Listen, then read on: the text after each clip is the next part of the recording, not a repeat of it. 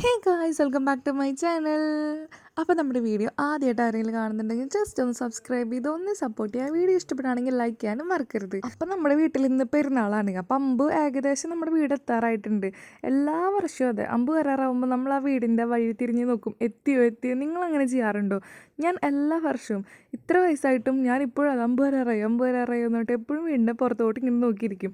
അപ്പോൾ അവിടെ മാല ബൾബിൻ്റെ പണികൾ അവിടെ മുകളിൽ നടന്നുകൊണ്ടിരിക്കുകയാണ്. പിന്നെ ഞാനവിടെ താഴെ ചെറിയൊരു പിണ്ടിയുടെ പണിയും കഴിഞ്ഞിട്ടുണ്ട്.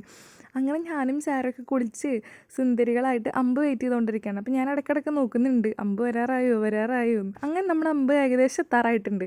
അപ്പോൾ ഞാൻ വേഗം സാറേനെ അമ്മാമ്മയുടെ കയ്യിൽ കൊടുത്തു. കാരണം ഈ പടക്കം പൊട്ടിക്കുന്ന സൗണ്ടൊക്കെ കേട്ട് കഴിഞ്ഞാൽ സാറ കരയും. അപ്പോൾ അതുകൊണ്ട് ഞാൻ അമ്മാമ്മേനെ കൊടുത്തിട്ട് വേഗം എത്തി കയറി പൊക്കും അമ്മാമ്മയെന്ന് പറഞ്ഞു. അപ്പോഴേക്കും അമ്പ് പറഞ്ഞു തീർന്നില്ല, വീടിൻ്റെ അവിടെ എത്തി. അപ്പം എൻ്റെ അനിയൻ പോയിട്ട് പടക്കമൊക്കെ പൊട്ടിച്ച് പപ്പയാണ് നേതൃത്വം കൊടുക്കുന്നത് കേട്ടോ. ആ ഫ്രണ്ടിൽ വരുന്ന വൈറ്റ് ഷർട്ടാണ് എൻ്റെ പപ്പ. ആ പപ്പ എല്ലാവരും കൂടിയിട്ട് അമ്പ് നമ്മുടെ വീട്ടിലോട്ട് വന്നു. അങ്ങനെ നമ്മൾ അമ്പ് അകത്തോട്ട് കയറ്റി നമ്മൾ പ്രാർത്ഥിച്ചു. എല്ലാ കൊല്ലത്തെയും പോലെ തന്നെ അമ്മ തന്നെയാണ് വീട്ടിൽ പ്രാർത്ഥിച്ചിട്ടുള്ളത്. എന്താണെന്ന് എനിക്കറിയില്ല, എല്ലാവരും കൂടി ആകുമ്പോൾ ഞാൻ വായിക്കുമ്പോൾ പെട്ടെന്ന് തെറ്റുമെന്ന് എനിക്കൊരു ഡൗട്ട്.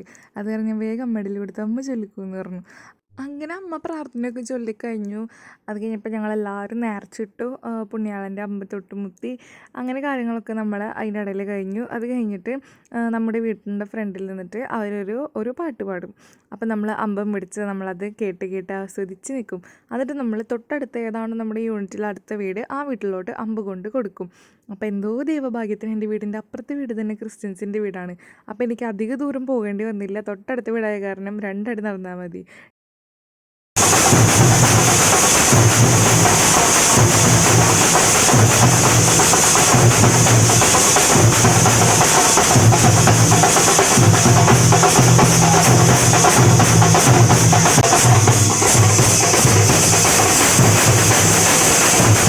അങ്ങനെ അമ്പൊക്കെ പോയി കഴിഞ്ഞപ്പോൾ ആളൊഴിഞ്ഞ പൂരപ്പറമ്പ് പോലെ എൻ്റെ വീട്, ഒരാളില്ല.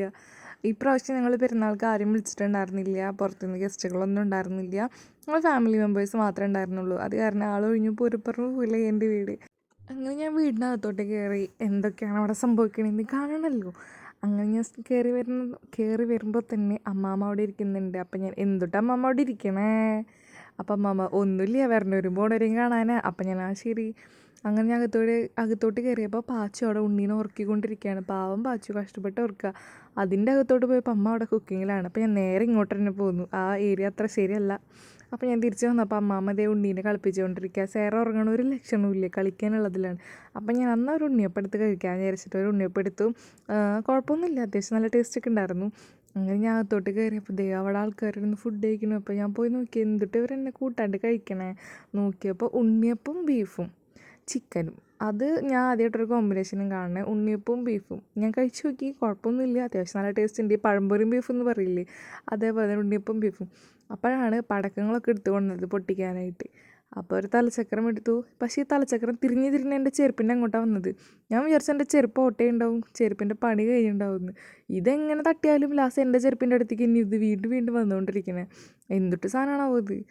അങ്ങനെ ഞങ്ങൾ എല്ലാ പരിപാടികളും കഴിഞ്ഞു. ഞങ്ങൾ പള്ളിയിൽ പോകാനുള്ള തന്ത്രപ്പാടില്ലായി. കാരണം വീട്ടിൽ പ്രത്യേകിച്ച് കാര്യങ്ങളൊന്നും ഇല്ലല്ലോ. അപ്പോൾ സാറൊക്കെയാണെങ്കിൽ ലൈറ്റ്സൊക്കെ കണ്ടപ്പോൾ ഭയങ്കര ഇഷ്ടമായി. അപ്പോൾ എല്ലാ ലൈറ്റ്സിൻ്റെ മുന്നിലും കിടന്ന് അങ്ങോട്ടും ഇങ്ങോട്ടൊക്കെ നോക്കുന്നുണ്ടായിരുന്നു. അപ്പം ഞാൻ, സാറ് കുഞ്ഞല്ല, ഒന്നും അറിയാറായിട്ടില്ലല്ലോ. അപ്പോൾ ഞാൻ വേഗം സാറിനെ വീണ്ടും കുളിപ്പിച്ചൊരുക്കി ഞാൻ വീണ്ടും പള്ളിയിലോട്ട് കൊണ്ടുപോയി. അപ്പം ഞങ്ങൾ ഓൺ ദ വേലാണ്. അപ്പം അമ്പും കാര്യങ്ങളൊക്കെ ഓരോ ടീമിൻ്റെ വന്നുകൊണ്ടിരിക്കുന്നുണ്ട് പള്ളിയിലോട്ട്. അങ്ങനെ ഞങ്ങൾ ഓൾവേസ് ഞങ്ങളുടെ വാഹനമായ ബൈക്കിലാണ് ഞങ്ങൾ സഞ്ചരിക്കുന്നത്. അങ്ങനെ ഞങ്ങൾ പള്ളിയുടെ അവിടെ എത്താറായിട്ടുണ്ട്.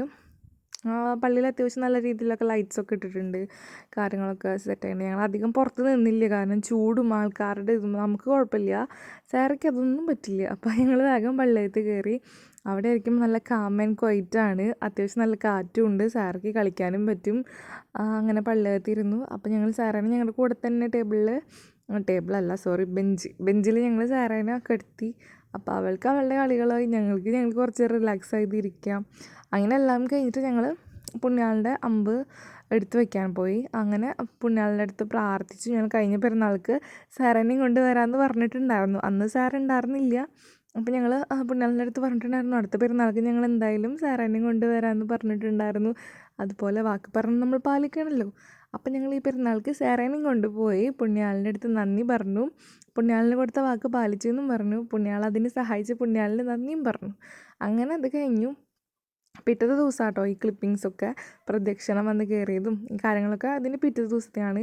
പാവം സേറ ഉറങ്ങിപ്പോയി. അപ്പോൾ എൻ്റെ വീഡിയോ ഇത്രയേ ഉള്ളൂ. നിങ്ങൾക്ക് എൻ്റെ വീഡിയോ ഇഷ്ടപ്പെടുകയാണെങ്കിൽ ലൈക്ക് ചെയ്ത് സബ്സ്ക്രൈബ് ചെയ്ത് ഒന്ന് സപ്പോർട്ട് ചെയ്യുക. ബൈ.